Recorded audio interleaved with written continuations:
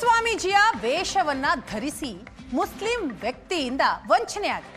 ಮಾಟ ಮಂತ್ರ ನಿಧಿ ಅಂತ ಪೂಜೆ ಮಾಡಿ ಬೆಂಗಳೂರಿನಲ್ಲಿ ದೋಖಾ ಮಾಡಿದ. ನಿಮಗೆ ಮಾಟ ಮಾಡಿದ್ದಾರೆ, ಪರಿಹಾರ ಮಾಡಿಸ್ತೀನಿ ಅಂತ ಹೇಳ್ತಿದ್ದಂತೆ.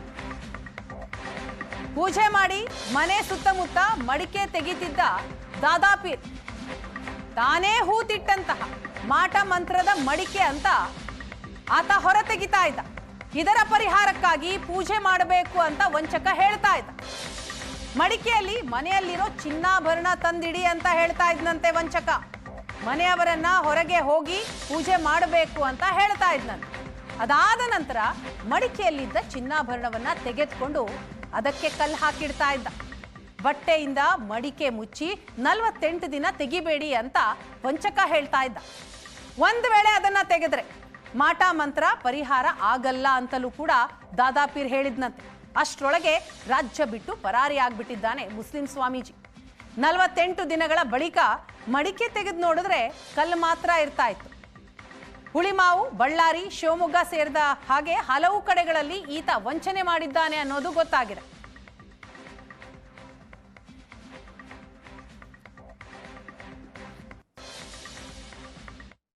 ಒಂದು ಪ್ರಕರಣ ಇದೆ, ಆದರೆ ಇದು ರಿವರ್ಸ್ ನಾವು ಹೇಳ್ಬೋದು.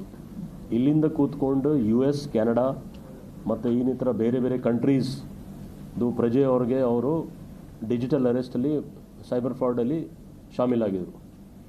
ಸಂಬಂಧಪಟ್ಟ ನಮಗೆ ಕೆಲವು ಡಾಕ್ಯುಮೆಂಟ್ಸ್ ಸಿಕ್ಕಿದೆ. ಆ ಡಾಕ್ಯುಮೆಂಟ್ಸ್ ಆಧಾರದ ಮೇಲೆ ನಾವು ಇನ್ನೂ ಇನ್ವೆಸ್ಟಿಗೇಟ್.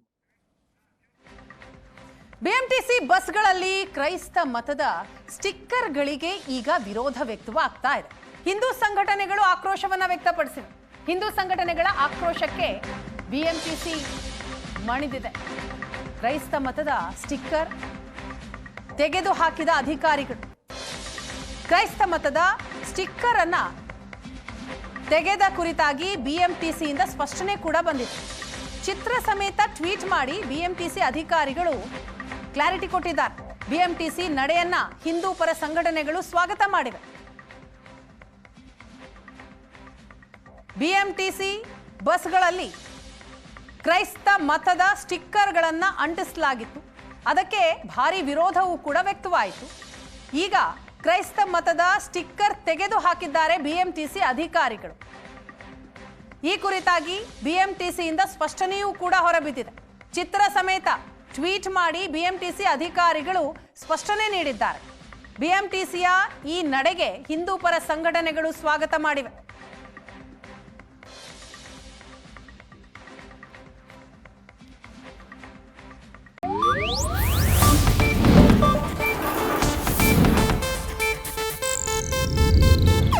ಇದು ಏಷ್ಯಾನೆಟ್ ನ್ಯೂಸ್ ನೆಟ್ವರ್ಕ್ ಪ್ರಸ್ತುತಿ.